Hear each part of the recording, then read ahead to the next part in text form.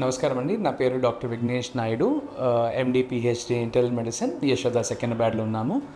ఇవాళ వచ్చేసి మనము వైరల్ ఫీవర్స్ కానీ ఫ్లూ, డెంగ్యూ మధ్యలో ఉన్న వ్యత్యాసము, సిమ్టమ్స్ని బట్టి ఎలా మనం కనుక్కోగలగచ్చు అన్న ఒక టాపిక్ పైన మాట్లాడదాము. డెంగ్యూ ఫీవర్ అనేది సాధారణంగా వచ్చినప్పుడు చాలా హై టెంపరేచర్తో వస్తుంది. 103, 104 టెంపరేచర్తోని అకస్మాత్తుగా వచ్చే ఆస్కారం ఉంటుంది. సడన్ ఫీవర్ ఎక్కువగా ఉంటుంది. వేరేస్ వైరల్ ఫీవర్ కానీ ఫ్లూలో ఆ ఫీవర్ స్పైక్ అనేది మరీ ఎక్కువగా ఉండదు, స్లోగా ఉంటుంది. ఫీవర్తో పాటు మీకు నొప్పులు వచ్చినప్పుడు డెంగ్యూ ఫీవర్లో నొప్పుల తీవ్రత అన్నది బాగా ఎక్కువగా ఉంటుంది. అది కీళ్ళ నొప్పులు కానివ్వండి, తలనొప్పి కానివ్వండి, లేదా మసిల్ పెయిన్స్ కానివ్వండి, అది మీకు డెంగ్యూ ఫీవర్లో అతి ఎక్కువగా ఉంటుంది. అది వచ్చేసి వైరల్ ఫీవర్ కానీ ఫ్లూలో అది సుమారుగా ఇంకా తక్కువగా ఉన్నట్టుగా, రిలేటివ్గా తట్టుకోగలిగినట్టుగా ఉంటుందండి. ఫీవర్తో పాటు డెంగ్యూలో వచ్చేసి కొన్నిసార్లు శరీరం పైన ర్యాషెస్, అంటే దద్దుల్లాగా ఎర్ర కంతుల్లాగా వచ్చే ఆస్కారం ఉంటుంది. అదే థింగ్ వచ్చేసి మన వైరల్ కానీ ఫ్లూలో ఆ ర్యాష్లు అనేది సాధారణంగా ఉండదు. దీంతోపాటు మీకు ఈ ఫీవర్ తీవ్రత అన్నది 3 రోజుల నుంచి తీసుకొని 7 to 10 రోజుల వరకు ఉండే ఆస్కారం ఎక్కువగా ఉంటుంది డెంగ్యూలో. వేరాస్ ఫ్లూ అన్నది 7 to 10 days మధ్యలో ఉంటుంది, కానీ దాని తీవ్రత అనేది సిగ్నిఫికెంట్గా తక్కువగా ఉంటుంది. డెంగ్యూలో వచ్చేసి సాధారణంగా పొట్టకి సంబంధించిన సిమ్టమ్స్ కూడా ఉంటాయి.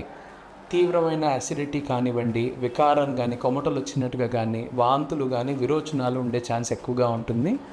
వైరల్ ఫీవర్ కానీ ఫ్లూ ఉన్న కండిషన్స్లో పొట్టకి సంబంధించిన సిమ్టమ్స్ తక్కువగా ఉంటాయి, తీవ్రత అన్నది ఎక్కువగా ఉండదు.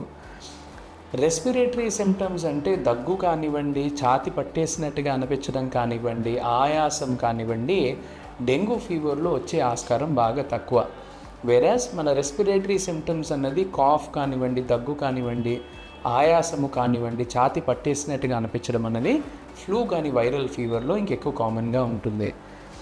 ఇది మన బేసిక్గా వచ్చిన సిమ్టమ్స్. డెంగ్యూలో వచ్చేసి తీవ్రత జబ్బుది అనేది బాగా ఎక్కువగా ఉంటుంది. వైరల్ ఫీవర్ మైల్డ్గా కానీ, ఫ్లూ అన్నది రిలేటివ్గా తక్కువగా ఉంటుంది. కానీ ఈ సిమ్టమ్స్ అన్నది ఇమ్యూనిటీ తక్కువగా ఉన్న వాళ్ళలో, అంటే షుగర్ పేషెంట్స్ కానివ్వండి, క్యాన్సర్ పేషెంట్స్ కానివ్వండి, ట్రాన్స్ప్లాంట్ పేషెంట్స్ కానీ, వాతంతో ఉండి మందులు వాడే పేషెంట్స్లో కానివ్వండి, వాళ్ళ ఇమ్యూనిటీ తక్కువగా ఉంటుంది కనుక ఈ సిమ్టమ్స్ అన్నది ఇంకెక్కువగా ఉండే ఛాన్స్ ఉంటుంది. డెంగ్యూ ఫీవర్లో వచ్చేసి అతి ముఖ్యమైన సిమ్టమ్ రక్త కణాలు తగ్గడము, ప్లేట్లెట్స్ అనేవి బాగా తగ్గుతాయి అన్నమాట.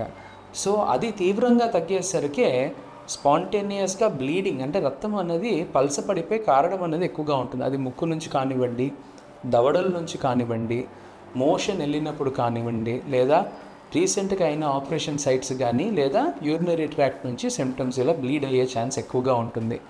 ఇది డెంగ్యూలో అతి సీరియస్ అయిన కండిషన్.